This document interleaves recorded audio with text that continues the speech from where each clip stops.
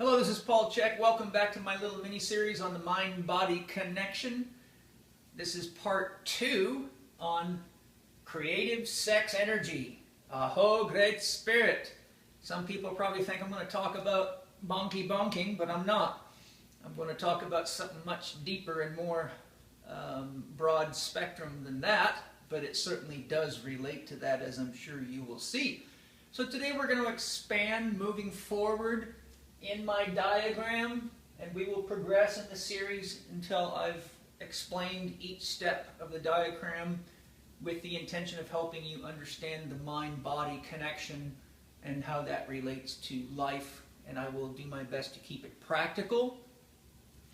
Remember, whenever we're talking about issues like God or consciousness, you're always going to be dealing with paradoxes. The intellectual mind wants things to be black and white, logical, and easily understandable. Feed the cat is black and white, etc. But the reality of it is, when you get to consciousness and issues of God, capital G, capital O, capital D, or zero, unconditional love, paradoxes abound. Paradoxes are really the rule. If you look into quantum mechanics and look at all the paradoxes that abound there with issues such as observation and reality, you'll see that they face the quantum enigma, which is paradox, paradox, paradox. Today I'm going to do my best to put things in terms that are functionally applicable. Some of the things, depending on whose books you read, may be assigned in different places, but most of these things are relativities. Therefore, the relative assignment, for example, is yin as negative is relative. Somebody could easily assign it as positive and yang as negative, and depending on how they portray the explanation or explain things, it can still have just as much meaning. So with that said, let's continue on from our last long video blog, although it wasn't that long when you consider the depth of the material. So we started off with love, L for desire, the desire to live or to experience life. O, zero, pure potential, unconditional love. God, all caps, capital G, capital O, capital D, the absolute. And a capital C for consciousness, not so much light, but capital C for consciousness, which I'll explain a little bit more today. VE, volt, electron, the electromotive force, will, action, desire becoming potentiated, potential moving into experience. So here you see that we have the Tai Chi symbol. This represents yin. Yin relates to the female, which relates here in my diagram to matter, to body, and to functionality. Yang, a positive polarity, relates to mind, spirit, and utility. And some of these divisions aren't actually real. In other words, the word spirit, I've assigned it to yang, but spirit cannot occur without yin and yang. So everything I say in isolation is only for teaching purposes. For those of you that understand the musculoskeletal system, any discussion of the inner unit, for example, creates the illusion that the inner unit is somehow separate from the outer unit. And that leads to all sorts of academic confusion or intellectual confusion. But the inner unit and the outer unit are really one organism, just like the inside of you and the outside of you are one organism. And the inside is intimately connected to the outside, just like the inside of a shoe is as much a part of the shoe as the outside is. So to make things understandable and functional, I have to assign things so that the intellectual mind has something to digest. But the more you experience these things through practices such as Tai Chi, Qigong, yoga, meditation, introspection, shamanism, however you want to go about it, traumatic injury can get you there, near-death experiences, trance states, states of ecstasy, peak athletic states. Don't get me wrong, there's a lot of ways to get there. The question is, are you paying attention when you're there as to what's happening? That's the real question. Okay? So yin the negative, yang the relative positive. Remember, you can't have a positive without a relative negative, and you can't have a negative without a positive. Therefore, yin does not have any meaning without yang, and vice versa. So with those things considered, the paradox of it is that they appear to us to be separate forces, and we speak of them as such, but the paradox of them is that there's no such thing as yin in and of itself, and there's no such thing as yang in and of itself, and one, as the diagram suggests, is constantly becoming the other. The Ouroboros, the snake that's eating its tail, means the same thing as that. So the snake eats its tail, it's hungry, that's yin, it's feeding itself, but it makes a body out of itself and does things with it. You could say that that's yang. So there's all sorts of ways to divide it. The key thing is just understanding the concept of this becoming that, that becoming this is really the underlying message. We're talking today about creative sex energy. So the creative sex energy means that through the polarities assigned as yin and yang, there is a transformation of potential into actuality or experience. This cannot be known as anything. Just like the battery in your cell phone has energy, but the energy has not been activated in a circuit to allow the flow of information and or experience. Once you put the battery in circuit and turn the phone on, then you begin to activate this circuit. So I've drawn this. This represents the Holy Triad, which is in almost, it's pretty much in all world religions, but it also represents an electrical circuit. So you have negative, positive, and neutral. Okay, and that's the three components of an electrical circuit. So what we want to do now is look at some of the associations. Yin also relates in my diagram to the seed, which is the negative, like a film negative, of the positive sprout, which becomes the plant or the tree. Yin, seed, womb, mother, neonate, becomes born, sprouts, and grows into a man or a woman.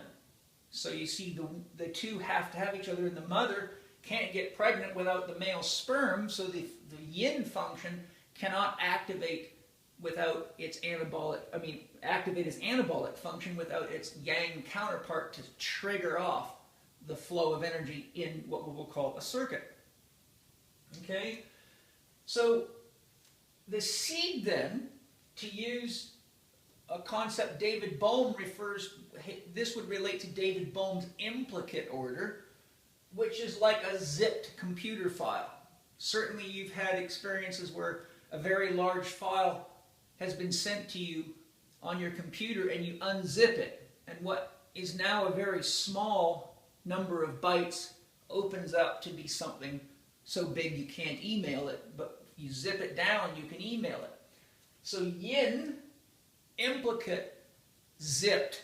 Everything is zipped into matter. So matter is what Itzhak Bentov says, the condensation of consciousness, which I believe is bang on. It's amazing. Itzhak Bentov is somebody worth studying. Look at the book Stalking the Wild Pendulum. That's where you want to start with Itzhak Bentov. Matter, of course, is essential to have a body.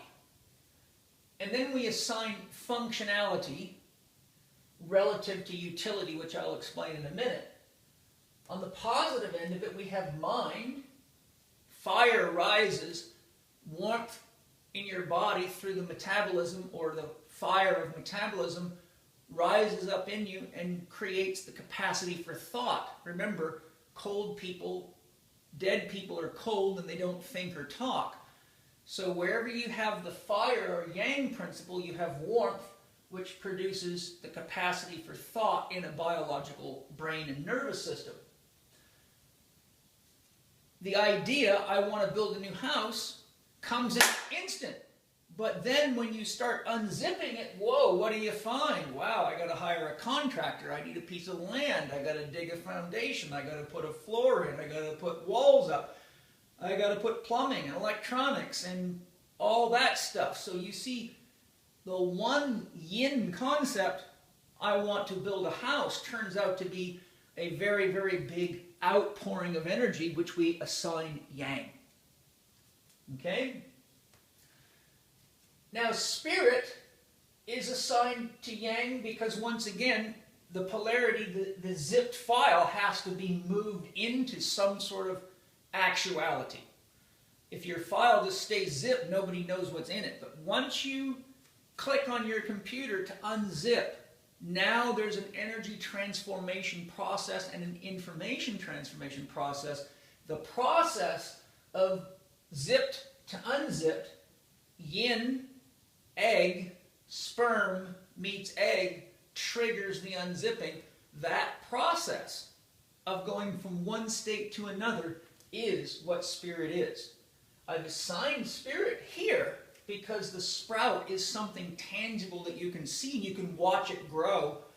But if you just look at the seed, it'll sit on the counter until you're dead and it won't grow. So you don't really appreciate spirit if you're only looking at it from this perspective. So spirit, by definition, means transition or transformation. Okay? Then we have utility. So now, to give you a different perspective on Tai Chi, or the yin-yang relationships, which by far, of all the philosophies I've ever studied, which is a lot, the Taoist or the Chinese approach to understanding the universe and life is the simplest, the most complete, the most comprehensive, and ultimately the easiest to understand if you have someone that knows what they're doing teaching you. Think of how confused people are over Christianity, over Islam, over Judaism. Look at the difference between Orthodox Judaism and mystical Judaism, or mystical Kabbalah. I mean, it's radical. Look at the difference between Sufism and Orthodox Islam. Night and day. The Sufis hide in the mountains from everybody else as a metaphor to survive, just like mystical Christians are not walking around in the street publicizing their knowledge because people kill you for that. Okay, so what we now want to do is we want to go to my teacup. This is Paul's little definition of a teacup. What is a cup? It's something that has a body. The body of the cup has a unique feature. It's empty. So, interestingly, we see matter, the cup, we'll call it clay. It has a body, and it gives us functionality because there's something to hold on to. There's something to pour water into. There's a handle. You've got something, okay? But when we look at utility, it is because there's emptiness there that you can utilize it. So you can assign these polarities on either side. It's just as long as you understand that these two have to go together in the world of experience. So you've got a body, but you've also got emptiness within which you can pour liquid, which gives this cup functionality. If the cup was solid like a rock or a piece of clay that had not had the middle carved out, you would not have the ability to utilize it as a cup, which means it would lose its functionality as a cup. You could go functionality and utility would be a paperweight, for example. It could look like a cup, but it would be a paperweight. So the assignment of functionality and utility would be relative to what the intention of that object or thing is. And what are we? We are a body, and we are full of empty spots. A woman is a human being with more emptiness, and a man is a human being with more stuff sticking off of him. A woman's got a yoni, an empty vessel to a womb, and a man has a lingam, a penis, which is the perfect counterpart in which equanimity is created, or balance, which equals 0, the moment at which one orgasms or the sperm and the egg meet each other, there is a moment of, shall we say, 0, where life rushes in, baby. Okay? So now if we take this basic structure and we go over here, we can move forward and expand upon some of these concepts from yesterday. So as I said yesterday, 0, if you move the decimal point this way, gets more and more empty. That equals no thing. If you keep going further and further to the left with your decimal point, something becomes less and less of something until you reach the Planck constant and you have subatomic particles. So there's really apparently nothing there but something there, which is why this does not say nothing. It says no thing. I've assigned it as anabolic. Remember, the female builds the body of the child or the fetus within herself from apparently nothing, an egg and a sperm.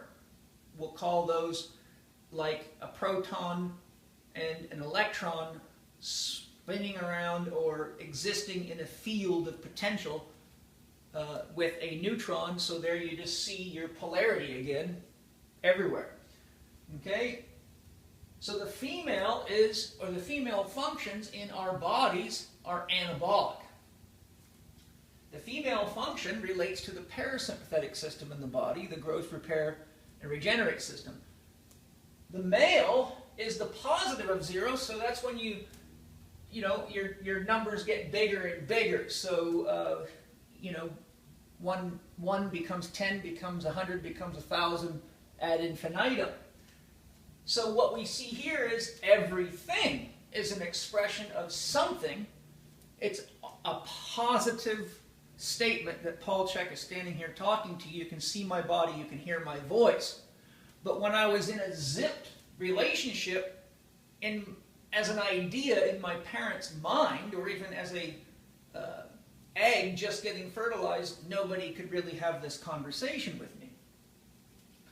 So 0 full equals everything equals catabolic, and there's something unique about this. Every single thing that's born or created begins to die the moment that it's created. My journey toward death began the moment of inception. I go through a cycle, being a neonate, becoming a child, becoming an adolescent, becoming an adult, and at some point in each of our anabolic upswing journeys, there is a return to, now I'm a mature adult, I'm an older adult, and then I go down into the death cycle, which you could say is down here.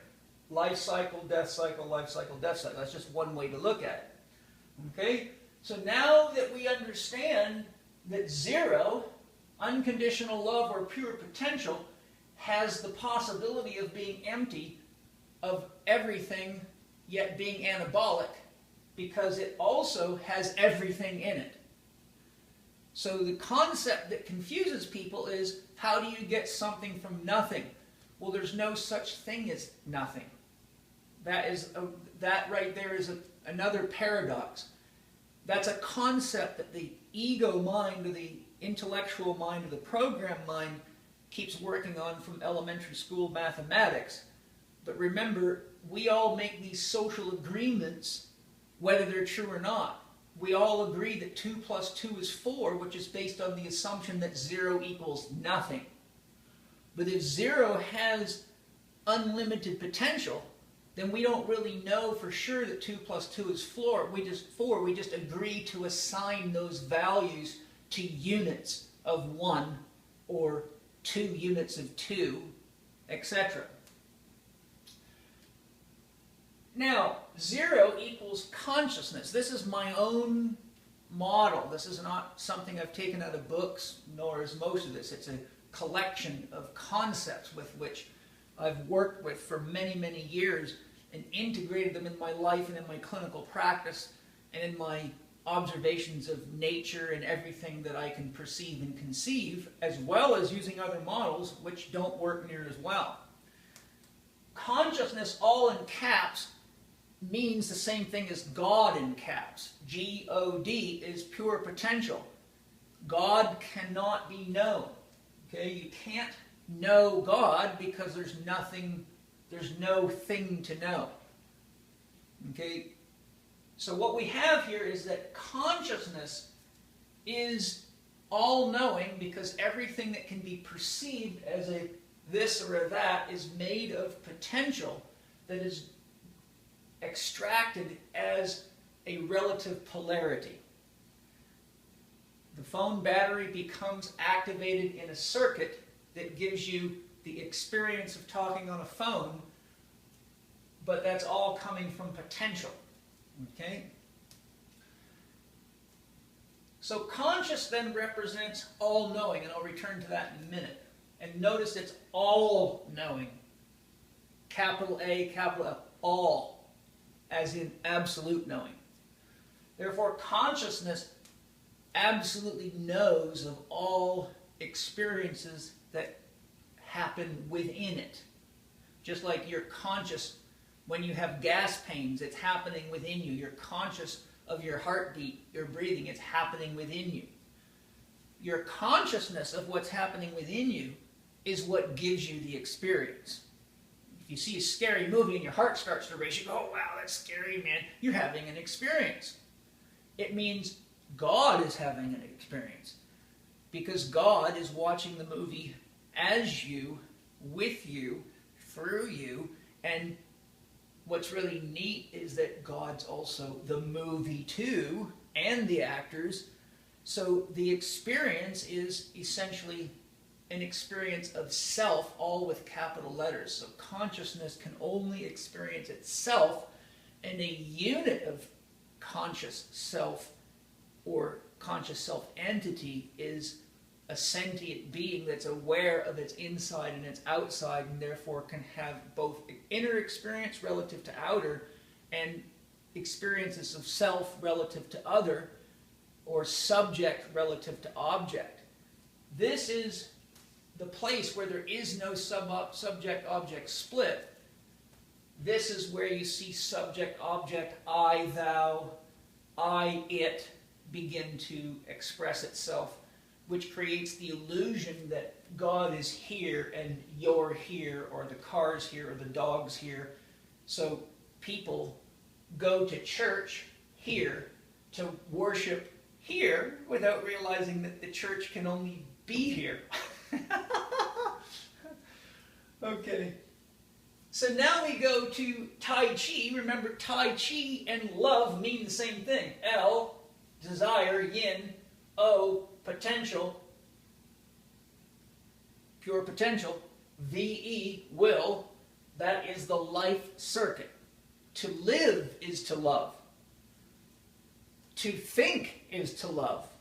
To dream is to love. To act is to love. Some of us are better at loving than others, and I've discussed that in other programs, but maybe I'll address that in the future. So now if we look here, I'm using the concept of the all-seeing eye, which you see on the US dollar bill, for example. At the top of the pyramid is the all-seeing eye. So there's your pyramid. This represents the circle. I've used an empty circle because the circle, by definition, means wholeness. Unconditional love is the ultimate expression of wholeness. Within wholeness, we could call this eternity. The circle, empty circle, could be referenced as eternity, within which infinity exists. So if you just go over here, if you then just draw a yin-yang symbol backwards on top of that one, what do you have? You've got an infinity symbol. So infinity means the beginning and end of time. So an ant's life is as long as an ant's life, and that's infinitely long for the ant.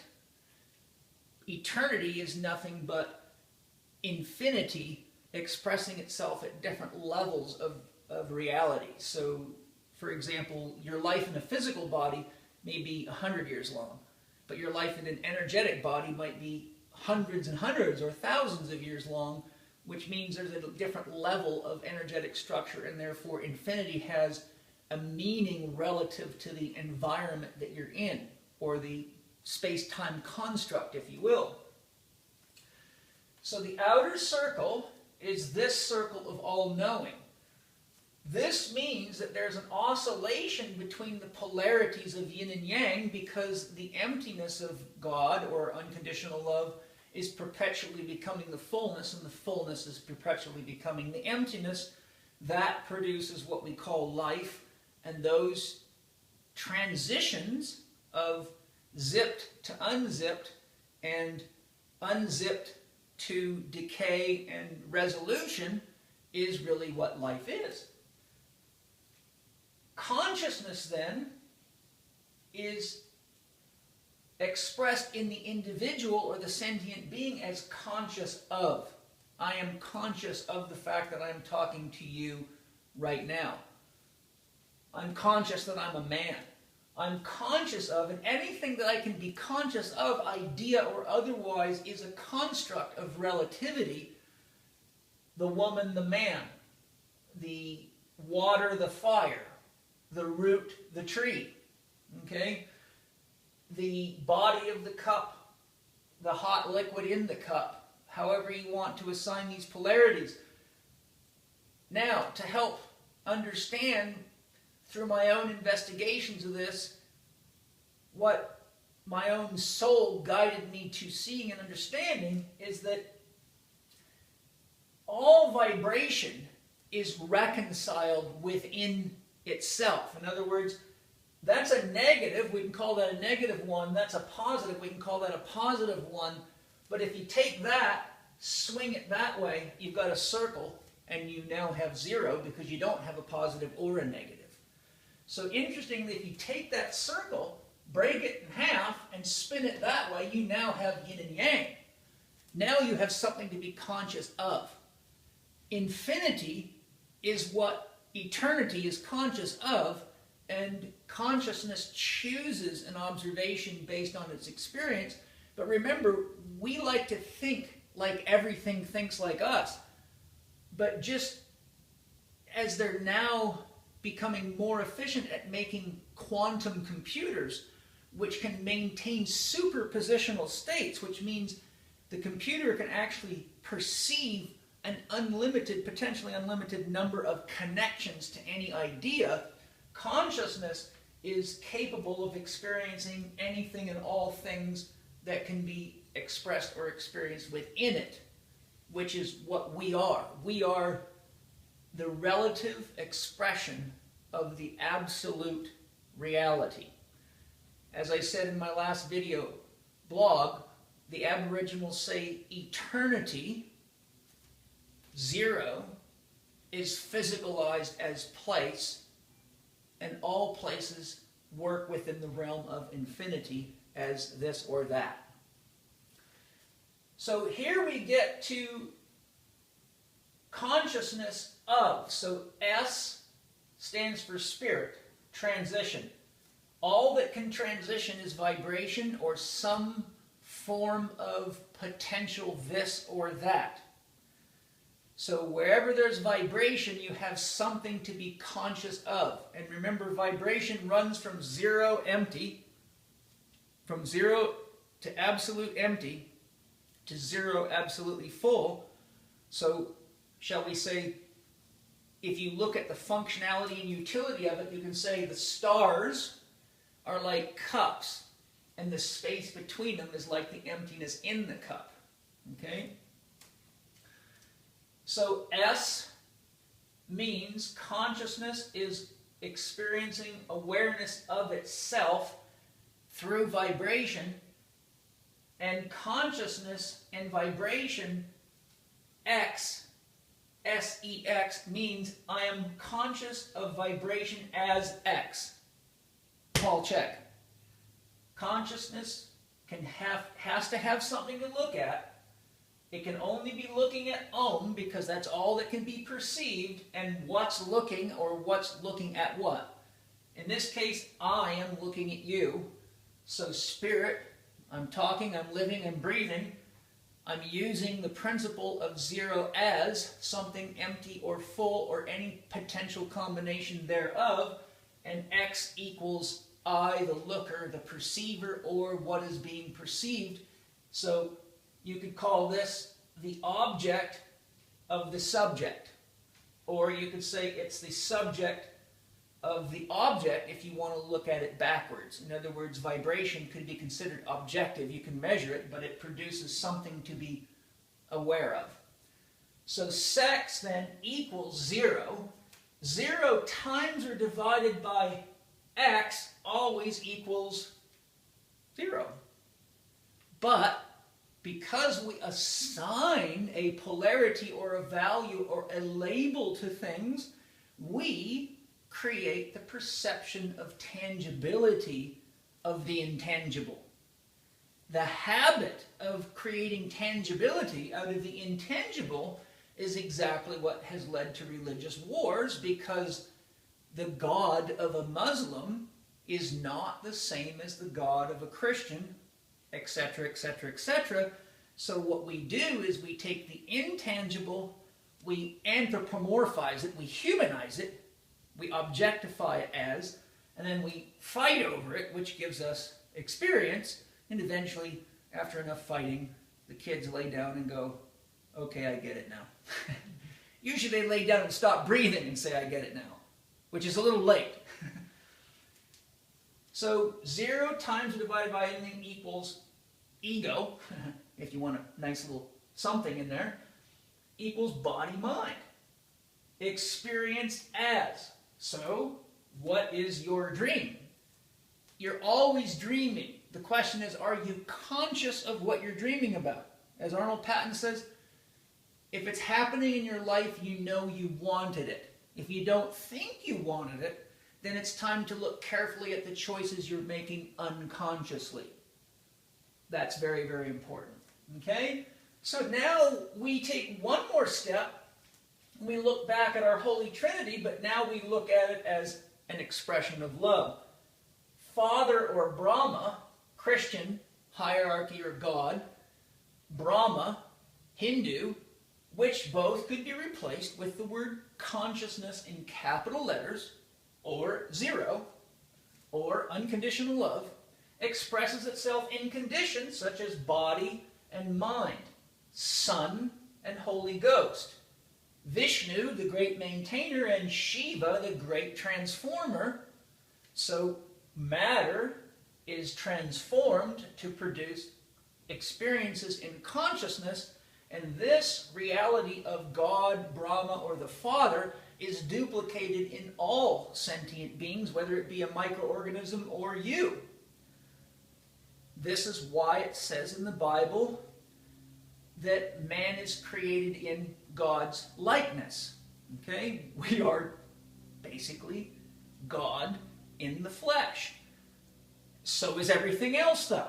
Humans have a terrible tendency to think that they're the only ones that really deserve to be here, and anything that's in the way of the shopping mall or the skate park or the military battlefield needs to be exterminated and moved out, and many people think people with other religious views or skin colors need to be exterminated and moved out.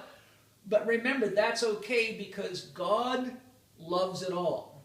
Remember Isaiah 45:7, I the Lord create the light and the dark. I the Lord create light and dark. I the Lord create good and evil. I the Lord do all these things, or some variation of that theme, but that's pretty much the gist of it. You can look it up. You need to look up an older version in the King James Bible. They keep changing it to make it fit their story, not reality. Okay? So L, body, sun, Vishnu, potential, VE. Mind simply means the yang of it, that which is expanded, or just like warmth rises, but you don't see it. Just like television waves are transferred, but you don't see them in the air, they're there. So mind is really something that's less tangible than body. We can see our bodies, but we don't essentially see our minds. We see the products of our mind or our thinking. So at the end of the day, the question is, if spirit is creating all possibilities as activated potential, In other words, anything that can be conceived and believed can be experienced. You get to choose what you're going to divide or multiply 0, and then you're going to assign a relative value to it, and you're going to make believe that it's really happening. And that is what we're all doing here. And if you look at the philosophical underpinnings of Hinduism, Maya means the illusion. Why? Because God cannot be anything and be God as an entity. You can't say this rock is God, this cow is God. So Maya means that because God is eternal and, shall we say, transcendent, we can't assign God as God any polarity or any label. Therefore, everything that's coming out of God is an experience that has to be, shall we say, an illusion or a virtual reality. And the universe is a virtual reality. And you don't need to ask me for evidence of that, because Stephen Hawking was one of the people that actually showed that everything that you see as the universe comes out of nothing, which he calls the free lunch. He said the universe does give you a free lunch. Now, he used that argument to say that there's no need for God, but what he's really saying is there's no need for a Christian God, a Muslim God, a Jewish God, or an assigned God that has human characteristics, because that's what most people get tripped up over. Okay? So, at the end of the day, it all boils down to sex energy is the creative impulse so that God can experience all knowing as all experiencing. The way I teach my students this is quite simple. If I say, I'm going to lock you in a classroom for the next 4 years and you're going to study to become a cardiac surgeon, you're going to study theory, you're going to study everything you need to know to be a surgeon. 4 years later, you pass your written exams to be a cardiac surgeon. Then I say, okay, it's time for your first patient, and I wheel your mother in as she's having a heart attack. How many of you would want to operate on your mother as your first patient after 4 years of knowing what it means to be a cardiac surgeon without experience? Very few people would do that. So there's the kind of mystery. God is all-knowing, but to know and to experience do not mean the same thing. Knowing does not produce wisdom without experience. Wisdom is the synthesis of knowledge as experience. Human life and all life is the process of consciousness coming to know itself as an experience, which essentially completes a circuit. It completes an experience. If a mother wants to be a mother, if a woman wants to be a mother, she has the knowing that she wants to be a mother. She understands what it means to be a mother, but she is not satisfied just with knowing about motherhood. She has a deep urge to experience motherhood, and men have a deep urge to give her that opportunity. That's what God is. What God is, what consciousness is unadulterated, fearless willingness to experience all that is known or knowable as potential. Hey, that brings us to the end of our little lesson. PPS Success Mastery Lesson 2, Self-Management, helps you identify where your own brain has been washed by others, whether it be parents, religions, corporations, governments, and then lets you use the science that they use to get your money and to get your belief to regain your self-identity. I take you through a process that I developed for my own healing and shared it with others and have helped a lot of others heal too. So the good news is God says yes to everything, because that's what unconditional love does. Only you can say no. Any dream that you want to live and energize with your love is a worthy dream. The ones that are the most fun are the ones that make other people feel good and add value to other people's lives, because as we go about our dream weaving and dream creations, at some point in the maturation of our own self-consciousness, we become aware that our life is more meaningful when it adds value or meaning to other lives as well. That's when we become aware of the we. Once we reach we become aware that what we share amongst each other has an influence on the all. How we behave influences how animals behave, how birds behave, whether or not the ocean is poisonous, the air is poisonous, etc. The neat thing is, God's willing to do it all. If you want to blow each other up with nuclear weapons, God says, yes, let's try that. If you want to jump off the top of a building and kill yourself, God says, sure, let's give it a go. Done it lots of times, not that novel. If you want to make a new painting of something out of your heart, out of your own love and expression, God says, yes, let's do that. And that's when the art spirit shows up. You'll find that the more you act out of love and novel creativity to give yourself away, the more the spirit emerges inside of you, and something beyond what you thought was you comes to be inside of you, that's always been inside of you. And now you get to figure out what it is that makes your heart beat and what makes you breathe. And that's what religion is really about. Spirituality is the process of being religious. What we call religion today is really brainwashing at large. And remember, religion is the most profitable business in the world. Spirituality enters into religion when we make an open-minded quest to get past words written on paper to find out what the real meanings are. And just as I've shown you now, reading about Tai Chi does not help you live until you go out and take those concepts and bring them into your living practice so that you can experience Tai Chi. Just like reading about Tai Chi doesn't make you a Tai Chi practitioner, and reading about cardiac surgery doesn't make you a surgeon. Cutting people open and improving their likelihood of surviving and thriving makes you a surgeon. So we're all love surgeons. That's my surgical operation for the day. I hope you go out and enjoy living fully, breathing, thinking, and creating through your body-mind connection to creative sex energy. Next time I will begin down here and we'll start our journey into what archetypes are, the importance of myths, how that relates to core values, and all of it depends on experience. This is the unit of experience, and that symbol means, aha, I get it. See you soon.